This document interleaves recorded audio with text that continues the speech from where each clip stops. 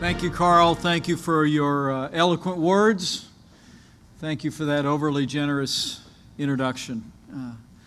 To Patriarch Rai, to Patriarch Yazigi, to Archbishop Oshigan, Archbishop Kawak, Metropolitan Joseph, to Mother Olga, all the faith leaders from across the Middle East who are here with us today, to distinguished members of Congress, to all of our honored guests. It is deeply humbling for me to join you here tonight at the 4th Annual National Advocacy Summit and Solidarity Dinner for an organization that is making a difference in the life of believers all across the world in defense of Christians. Thank you for the honor of joining you today, and thank you for all that you do. And I bring greetings from a friend of mine, and a friend to all who are persecuted for their faith around the globe, the 45th President of the United States of America, President Donald Trump.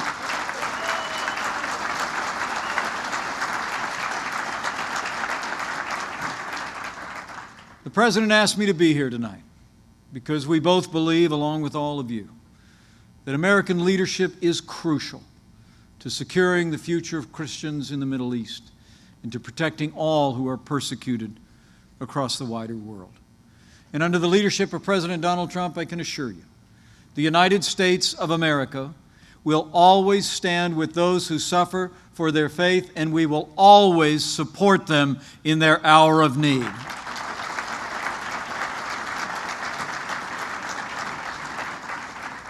Let me begin this evening by recognizing everyone gathered here for your compassion, for your commitment to those who've refused to be conformed to this world, as the old book says, willing to be mistreated outside the city gates for their faith.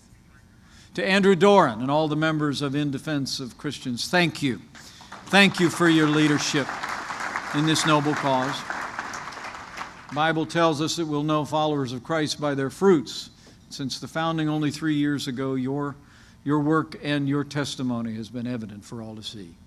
And to Carl Anderson and the Knights of Columbus, thank you for your extraordinary work caring for the persecuted around the world. And to Mother Olga, thank you for raising your voice on behalf of the victims of persecution in your homeland and across the Middle East. We are all inspired by your faith. And let me also thank two leaders of Congress in particular who are with us here tonight. Two men that I had the opportunity to serve with when I was a member of the House of Representatives. They are tireless defenders of believers across the Middle East and the wider world. My friend, Congressman Jeff Fortenberry, and the recipient of tonight's Cedars of God Award, my friend, Congressman Chris Smith.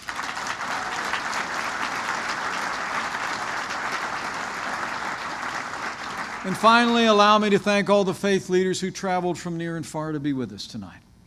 Leaders of the Armenian Apostolic Church, the Antiochian Orthodox Church, the Syriac Orthodox Church, the Melkite Catholic Church, the Maronite Catholic Church, and so many other faith traditions from across the Middle East.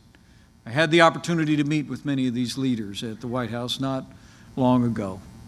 And I know I speak on behalf of everyone here when we look at these great examples of courage and faith. Your witness is an inspiration to us all, and it's an honor to share this evening with you.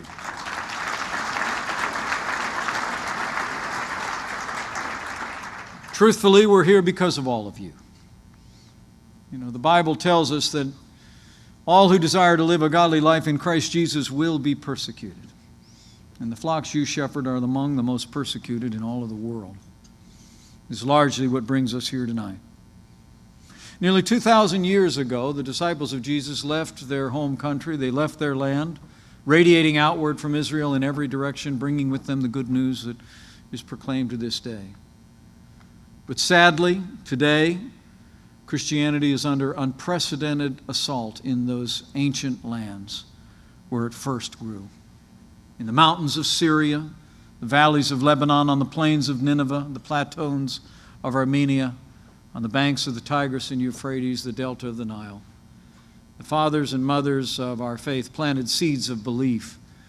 They've blossomed and borne fruit ever since. But now that garden of faith, generations in the making, is under threat. It's under threat of persecution and mistreatment. Many of the Christian communities that first embraced the message of Christ are today the targets of unspeakable acts of violence and atrocity. In Egypt, we see the bombing of churches during Palm Sunday celebrations, a day of hope transformed into a day of horror. In Iraq, we see monasteries demolished, priests and monks beheaded, the 2 millennia-old Christian tradition in Mosul clinging for survival. In Syria, we see ancient communities burned to the ground, believers tortured for confessing Christ, and women and children sold into slavery. Let me assure you tonight, President Trump and I see these crimes for what they are. Vile acts of persecution animated by hatred for Christians and the gospel of Christ. And so too does this president know who and what has perpetrated these crimes, and he calls them by name: radical Islamic terrorists.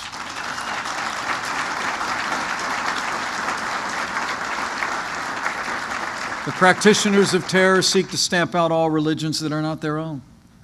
And believers of many backgrounds have suffered grievously at their hands: Yazidis, Druids, and even their fellow Muslims. Yet these barbarians harbor a special hatred for the followers of Christ. And under the unwavering attacks, Christianity now faces an exodus in the Middle East unrivaled since the days of Moses. It's heartbreaking to think that the Christian population in Syria has been cut in half in just the past 6 years, plummeting from over 1.25 million to only 500,000 today. In Iraq, the followers of Christ have fallen by 80% in the past decade and a half. And across the wider Middle East, we can now see a future in many areas without the Christian faith. But tonight, I came to tell you, help is on the way.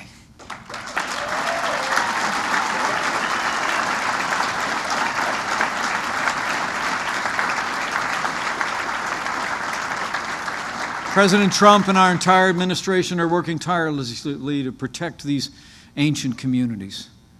But to stop the flight, to end the suffering, we must first confront the enemy that's driving believers away. That's why under President Donald Trump, we are taking the fight to terrorists on our terms, on their soil.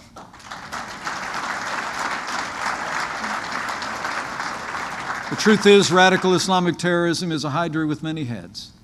But no matter what name they go by or where they try to hide, our administration is fully resolved to destroy them root and branch.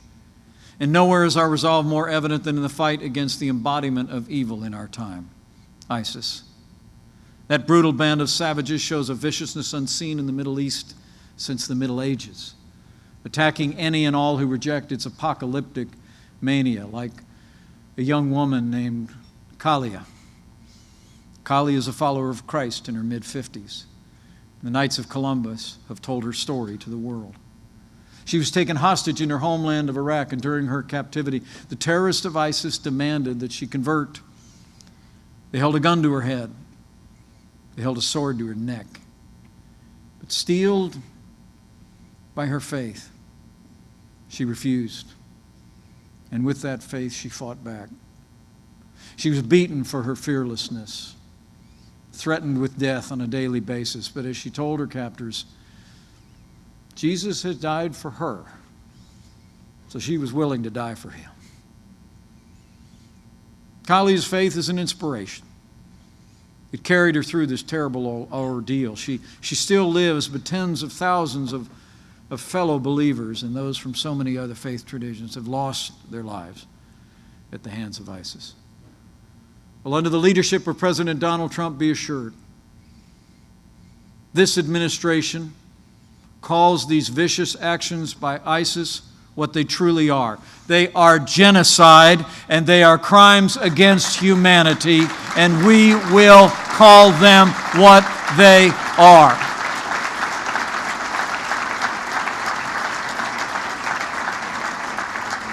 As a candidate, our president pledged to crush and destroy ISIS.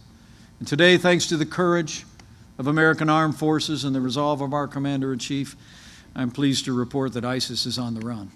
3 years ago, those barbarians celebrated in the streets of their self-declared capital in Raqqa. They proclaimed the start of a 1,000-year caliphate as they raised their black flags across the region. But those black flags no longer fly in Raqqa.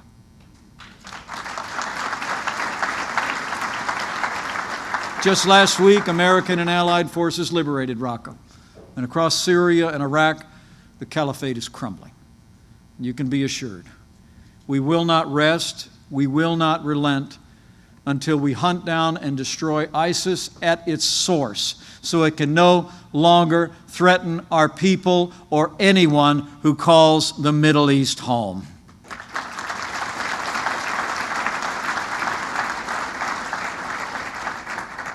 But for the believers in that ancient land, we know that victory in combat is only half the battle. Just as important as driving ISIS out of existence is making sure that we provide aid and comfort to those who have suffered so much loss and grief, and ensure that they can avail themselves of their right to return. As countries and governments throughout the region begin to restore order, I promise you that the United States of America will strive to ensure that they respect the religious freedom of all their citizens.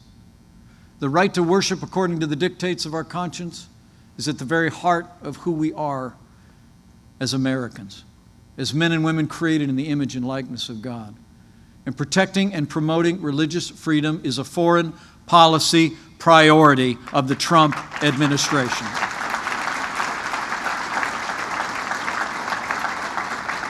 As evidence, President Trump has nominated a great leader and a great man of faith to be our ambassador at large for international religious freedom, Governor Sam Brownback.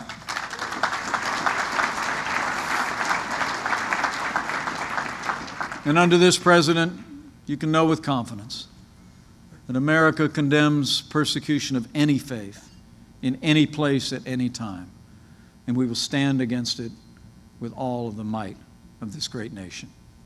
In fact, President Trump has directed me to go to the Middle East in late December. And I promise you, one of the messages that I will bring on the President's behalf to leaders across the region is that now is the time to bring an end to the persecution of Christians and all religious minorities.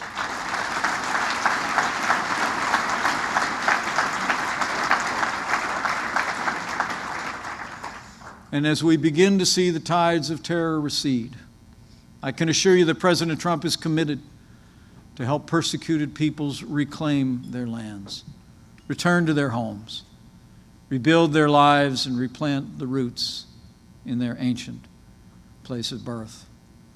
Many in this room have rightly observed that the Christians and persecuted peoples of the Middle East have not been getting the relief they need. The last administration devoted well over $1 billion in humanitarian aid to the Middle East, but routed the lion's share through programs run by the United Nations. Yet the United Nations has too often failed to help the most vulnerable communities, especially religious minorities. The result has been that countless people continue to suffer and struggle needlessly. Here's the sad reality. The United Nations claims that more than 160 projects are in Christian areas, but for a third of those projects, there are no Christians to help. The believers in Nineveh, Iraq, have had less than 2% of their housing needs addressed, and the majority of Christians and Yazidis remain in shelters. Projects that are supposedly marked finished have little more than a UN flag hung outside, an unusable building, in many cases a school.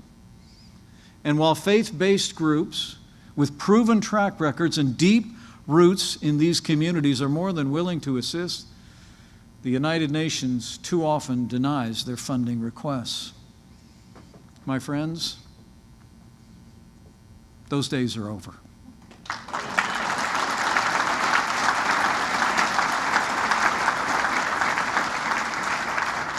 Our fellow Christians and all who are persecuted in the Middle East should not have to rely on multinational institutions when America can help them directly. And tonight, it is my privilege to announce that President Trump has ordered the State Department to stop funding ineffective relief efforts at the United Nations. And from this day forward, America will provide support directly to persecuted communities through USAID.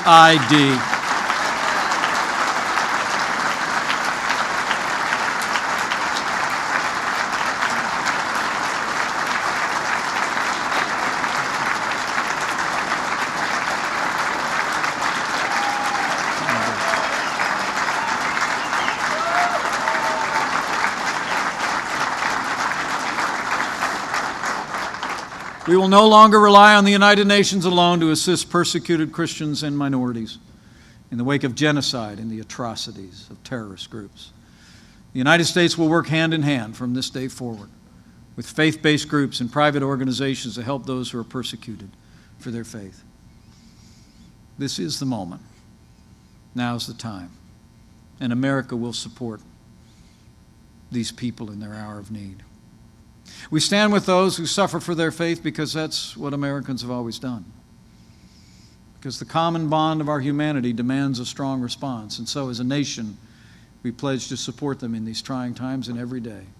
And every day, I know the American people offer forth a chorus of prayers for these communities from our hearts to the heart of heaven. As I close, allow me to say with confidence that I truly believe that people of faith in the Middle East have better days ahead. And I take my lessons from what I've seen of the past in my very brief occasions to visit that part of the world.